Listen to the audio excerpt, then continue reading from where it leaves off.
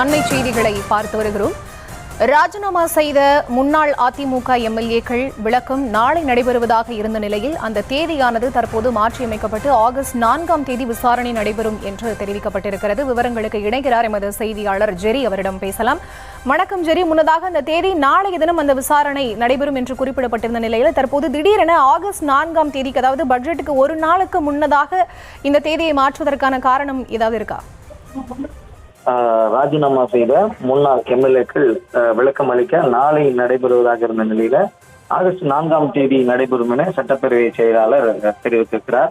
மரகத குமரவேல், ஜெயக்குமார், இசக்கி சுப்பையா, சத்யபாமா ஆகியோருடைய விளக்கம் கேட்பதாகவும் இபிஎஸ் தரப்பு விளக்கத்தை கேட்கவும் 30ஆம் தேதி அழைப்பு விடுக்கப்பட்டிருந்தது. தற்பொழுது தேதி மாற்றப்பட்டிருப்பதாக கூறப்படுகிறது. ஆகஸ்ட் 4ஆம் தேதி ராஜினாமா செய்த முன்னாள் எம்எல்ஏக்கள் மற்றும் இபிஎஸ் தரப்பு விளக்கம் அளிக்க வேண்டும் என சட்டப்பேரவை செயலாளர் தெரிவித்திருக்கிறார்.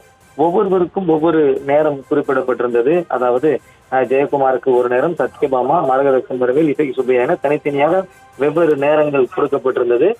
அதாவது அதிமுக முன்னாள் சட்டமன்ற உறுப்பினர்கள் 4 பேர் தகுதி நீக்க விவகாரம் தொடர்பாக நாளைய தினம் தமிழ்நாடு சட்டப்பேரவை சபாநாயகர் முன்பாக நேரில் ஆஜராகி விளக்கம் அளிக்க வேண்டும் என பேரவை செயலாளர் சாந்தி உத்தரவிட்டிருந்த நிலையில அந்த தேதி மாற்றப்பட்டிருப்பதாகவும் கூறப்படுகிறது.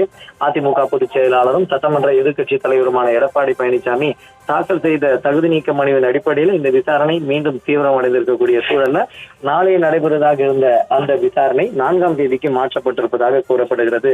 அதாவது 5ஆம் தேதி பட்ஜெட் தாக்கல் செய்யப்பட இருக்கிறது. அதுக்கு முன்தினம் இந்த விசாரணை நடைபெறும் எனவும் தகவல் வெளியாகி இருக்கிறது.